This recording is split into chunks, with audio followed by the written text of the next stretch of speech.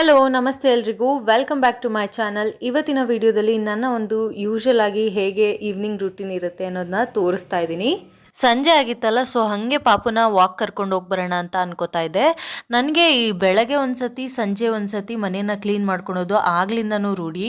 ಅದಕ್ಕೆ ಹೊರಗೆ ಹೋಗ್ತಾ ಇದೀವಲ್ಲ, ಇನ್ನು ಬರೋದು ಲೇಟ್ ಆಗ್ಬೋದು ಅಂದ್ಬಿಟ್ಟು ಈಗಲೇ ಮನೆಯೆಲ್ಲ ಕ್ಲೀನ್ ಮಾಡಿ ಒಂದು ರೌಂಡ್ ಕಸ ಗುಡ್ಸಿ ಹೋಗ್ಬಿಟ್ರೆ ವಾಪಸ್ ಬಂದಾಗ ಮನೆ ಕ್ಲೀನಾಗಿರುತ್ತೆ ಅಂತ ಒಂದು ಇಂಟೆನ್ಷನಲ್ಲಿ ಕ್ಲೀನ್ ಮಾಡ್ಕೋತಾ ಇದ್ದೀನಿ. ನಾನಂತೂ ಯಾವಾಗಲೂ ಏನಾದರೂ ಕೆಲಸ ಮಾಡಲಿ ನನ್ನ ಮಗಳನ್ನ ಕೂಡ ಇನ್ಕ್ಲೂಡ್ ಮಾಡ್ಕೋತಾ ಇರ್ತೀನಿ. ಆವಾಗ ಅವಳಿಗೆ ನಾಲೆಡ್ಜ್ ಬರುತ್ತೆ ಯಾವುದನ್ನ ಎಲ್ಲಿಡಬೇಕು, ಏನು ಕೆಲಸನ ಯಾವಾಗ ಮಾಡಬೇಕು ಅಂತ. ಅವಳು ಕೂಡ ಒಂಚೂರು ಬೇಜಾರು ಮಾಡ್ಕೊಂಡೆ ಕೆಲಸನೆಲ್ಲ ಮಾಡ್ತಾಳೆ ಪಾಪ. ಇತ್ತೀಚೆಗೆ ಹೊಸದೊಂದು ಕಲ್ತ್ಕೊಬಿಟ್ಟಿದ್ದಾಳೆ. ಟಿ ವಿ ನೋಡುವಾಗ ಹಾಸಿಗೆ ಥರ ಹಾಸ್ಕೊಂಡು ಚಾಪೆನೆಲ್ಲ ಬೆಡ್ಶೀಟ್ ಹಾಕ್ಕೊಂಡೇ ಟಿ ವಿ ನೋಡೋದವಳು ಮಧ್ಯಾಹ್ನ ಟೈಮಲ್ಲಿ.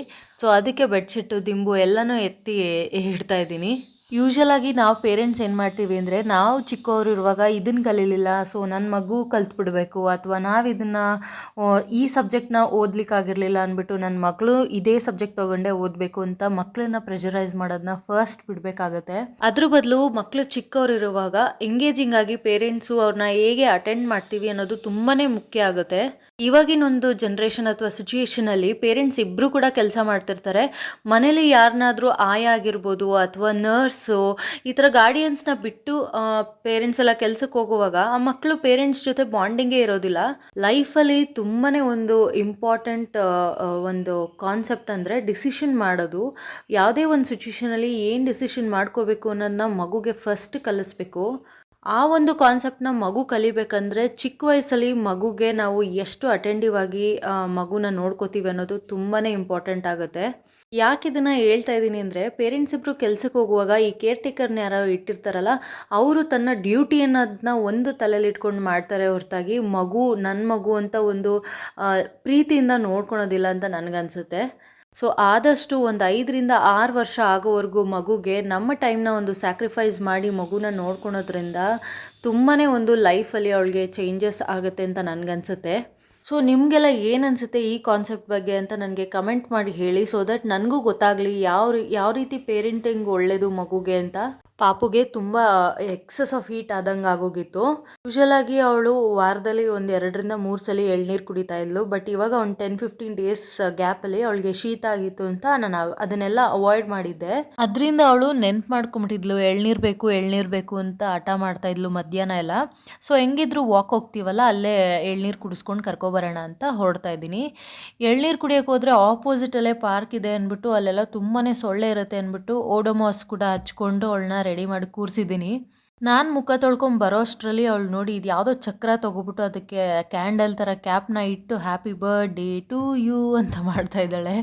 ಒಂಥರ ಕ್ಯೂಟ್ ಅನಿಸುತ್ತೆ ಇವಳು ಈ ಥರ ಎಲ್ಲ ಗೆಸ್ಚರ್ಸ್ ತೋರಿಸ್ತಾ ಇದ್ರೆ. ನಾವು ಮಾಡಿರೋದು ಏನೇನು ಖುಷಿ ಆಗುತ್ತೋ ಅದನ್ನೆಲ್ಲ ರಿಪೀಟಾಗಿ ಅವಳು ಆ್ಯಕ್ಷನ್ ಥರ ಪ್ರಿಟೆಂಡ್ ಪ್ಲೇ ಥರ ಮಾಡ್ತಾ ಇರ್ತಾಳೆ.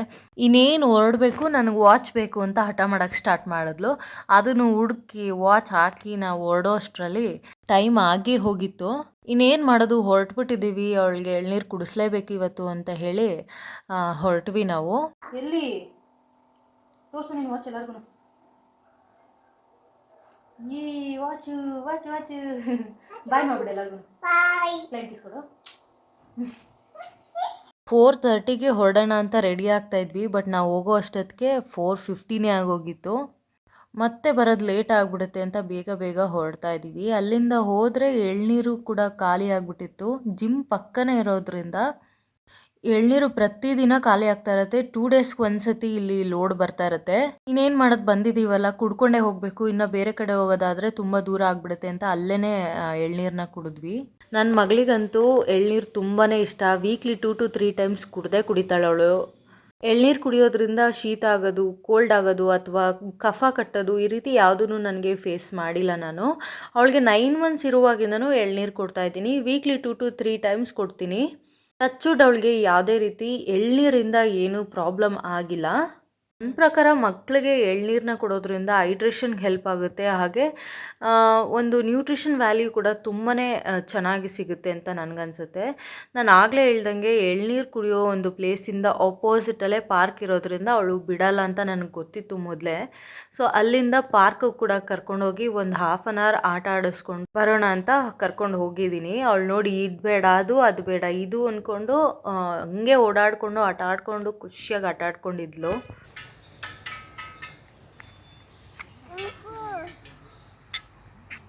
ಇಲ್ಲಿ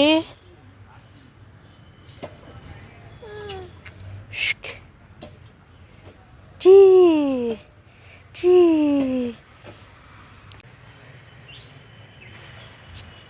ಹಾಯ್ ಮಾಡಿ ಇವ್ರಿಗೆಲ್ಲ.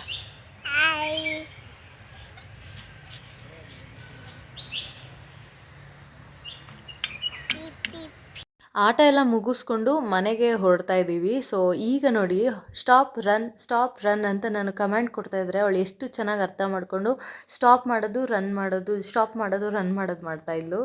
ಒಂಥರ ಖುಷಿ ಆಗುತ್ತೆ ಅವಳಿಗೆ ಎಲ್ಲನೂ ಈಗ ಅರ್ಥ ಆಗ್ತಾಯಿದೆ, ಮಾತಾಡೋಕ್ಕೆ ಬರ್ತಾ ಇದೆ ಅಂತ.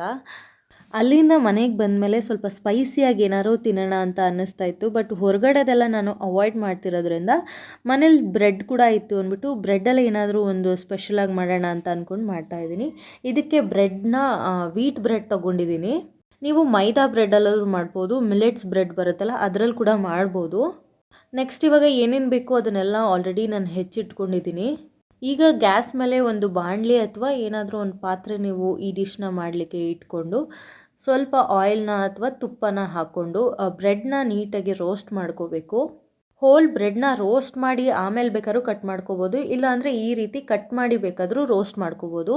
ನಿಮ್ಗೆ ಯಾವ ರೀತಿ ಅನುಕೂಲ ಆ ರೀತಿ ಮಾಡಿ. ಈಗ ಅದೇ ಪ್ಯಾನ್ಗೆ ಆಯಿಲ್ ಹಾಕ್ಕೊಂಡು ಸ್ವಲ್ಪ ಗ್ರೀನ್ ಚಿಲ್ಲಿ, ಶುಂಠಿ, ಬೆಳ್ಳುಳ್ಳಿ ಇದನ್ನೆಲ್ಲ ಹಾಕ್ಕೊಂಡು ಫ್ರೈ ಮಾಡಿಕೊಂಡೆ. ಹಸಿ ವಾಸನೆ ಹೋದ್ಮೇಲೆ ಈರುಳ್ಳಿ ಕೂಡ ಹಾಕ್ಕೊಂಡು ಫ್ರೈ ಮಾಡ್ಕೋತಾ ಇದ್ದೀನಿ. ಈರುಳ್ಳಿ ಗೋಲ್ಡನ್ ಬ್ರೌನ್ ಆಗಬೇಕಂತ ಏನಿಲ್ಲ, ಸ್ವಲ್ಪ ಟ್ರಾನ್ಸ್ಪರೆಂಟ್ ಆದರೆ ಸಾಕು. ಅದಾದಮೇಲೆ ನಾನು ಟೊಮೆಟೊ ಕೂಡ ಹಾಕ್ಕೊಂಡು ನೀಟಾಗಿ ಸ್ಮ್ಯಾಶ್ ಆಗೋವರೆಗೂ ಫ್ರೈ ಮಾಡ್ಕೋತಾ ಇದ್ದೀನಿ. ಇದೇ ಟೈಮಲ್ಲೇ ನಾನು ಸ್ವಲ್ಪ ಉಪ್ಪು, ಅರಿಶಿನ ಪುಡಿ, ಖಾರದ ಪುಡಿ ಇದನ್ನೆಲ್ಲ ಸೇರಿಸ್ಕೋತಾ ಇದ್ದೀನಿ. ಈಗ ಅದನ್ನೆಲ್ಲ ಫ್ರೈ ಮಾಡಿ ಒಂದು ಸೈಡ್ಗೆ ಎತ್ತಿಟ್ಕೊಂಡು chilli sauce, red chilli sauce, green chilli sauce, soya sauce ಇದನ್ನೆಲ್ಲ ಆ್ಯಡ್ ಮಾಡಿಕೊಂಡು ಸ್ವಲ್ಪ ಅದನ್ನು ಕೂಡ ಬಿಸಿ ಮಾಡಿಕೊಂಡು ಎಲ್ಲನೂ ಒಟ್ಟಿಗೆ ಸೇರಿಸ್ಕೋತಾ ಇದ್ದೀನಿ.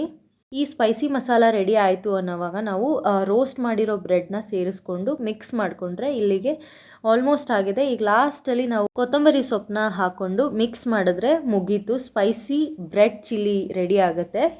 ಟೇಸ್ಟ್ ಮಾತ್ರ ತುಂಬಾ ಚೆನ್ನಾಗಿತ್ತು. ನಮ್ಮ ಪಾಪು ಕೂಡ ಇಷ್ಟಪಟ್ಟು ತಿಂದಳು, ನನ್ನ ಹಸ್ಬೆಂಡ್ಗೂ ಕೂಡ ಇಷ್ಟ ಆಯಿತು. ಹಾಗೆ ನೀವು ಈ ರೆಸಿಪಿನ ಮಿಲೆಟ್ ಬ್ರೆಡ್ಡಲ್ಲಾಗಿ, ವೀಟ್ ಬ್ರೆಡ್ಡಲ್ಲಾಗಲಿ, ಮೈದಾ ಬ್ರೆಡ್ಡಲ್ಲಾಗಲಿ ಯಾವುದ್ರಲ್ಲಿ ಬೇಕಾದ್ರೂ ಟ್ರೈ ಮಾಡ್ಬೋದು. ಒಂದ್ಸತಿ ನೀವು ಕೂಡ ನಿಮ್ಮ ಮನೇಲಿ ಟ್ರೈ ಮಾಡಿ ನಿಮಗೆಲ್ಲ ಈ ರೆಸಿಪಿ ಇಷ್ಟ ಆಯ್ತೋ ಇಲ್ವೋ ಅಂತ ನನಗೆ ಕಮೆಂಟ್ ಮಾಡಿ ಹೇಳ್ಬೋದು. ಈಗ ನಮ್ಮ ಪಾಪು expression ನೋಡ್ಕೊಬನ್ನಿ.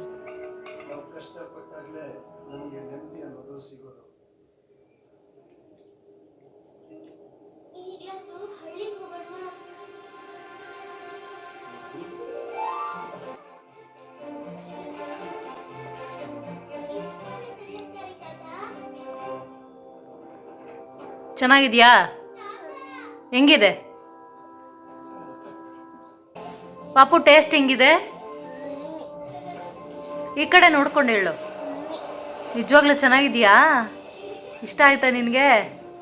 Thank you, love you. ಜೋರಾಗಿ ಹೇಳು ಪಾಪು. ಹೆಂಗಿತ್ತು? ಇಲ್ಲಿ ನೋಡ್ಕೊಂಡು ಹೇಳು, ಹೆಂಗಿತ್ತು? ಸರಿ, ಇವಾಗ ಹೋಗಿ ಸಿಂಕಿಗೆ ಹಾಕ್ಬಿಡು. ನಾವೇನೇ ಒಂದು ಮಗು ಈ ರೀತಿ ಇರಬೇಕು, ಆ ರೀತಿ ಇರಬೇಕು ದೊಡ್ಡೋಳಾದ್ಮೇಲೆ ಅಂತ ಅನ್ಕೋತೀವಿ, ಅದನ್ನು ನಾವು ಈಗಲಿಂದನೇ ರೂಢಿ ಮಾಡಬೇಕಾಗತ್ತೆ. ಸೊ ನನ್ನ ಮಗಳು ಕೂಡ ಪ್ರತಿಯೊಂದು ವಿಷಯದಲ್ಲೂ ಇಂಡಿಪೆಂಡೆಂಟ್ ಆಗಿರಬೇಕು ಅಂತ ನನ್ನ ಆಸೆ.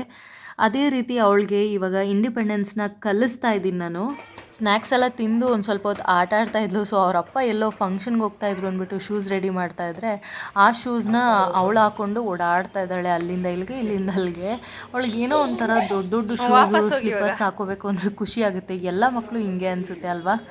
ಇದನ್ನೆಲ್ಲ ನೋಡೋಕ್ಕೆ ನನಗಂತೂ ತುಂಬ ಖುಷಿ ಆಗುತ್ತೆ. ಅವಳು ಪುಟಾಣಿ ಆಟಗಳು, ಒಂದು ಮಾತುಗಳು, ಇದೆಲ್ಲ ಒಂಥರ ಖುಷಿ ಅನಿಸುತ್ತೆ ನನಗೆ.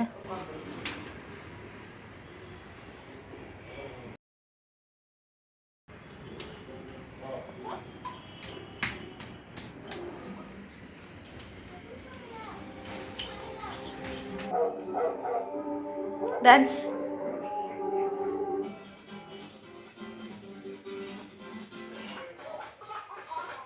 ಇನ್ನು ಡಿನ್ನರ್ಗೆ ನಾನು ಇಲ್ಲಿ ಚಪಾತಿ ಮತ್ತು ಬೇಳೆ ಸಾಂಬಾರನ್ನ ತಗೋತಾ ಇದ್ದೀನಿ. ಯೂಶಲಾಗಿ ನಾವಿಬ್ರದ್ದು ಡಿನ್ನರ್ ಮುಗಿಯೋದು 7:30 ಅಷ್ಟರಲ್ಲಿ ಮುಗಿದೋಗುತ್ತೆ. ಇವತ್ತು ಸ್ಯಾಟರ್ಡೆ ಆಗಿರೋದ್ರಿಂದ ಸ್ವಲ್ಪ ಬೇಗನೆ ಡಿನ್ನರ್ ಮುಗಿಸ್ಕೊಂಡು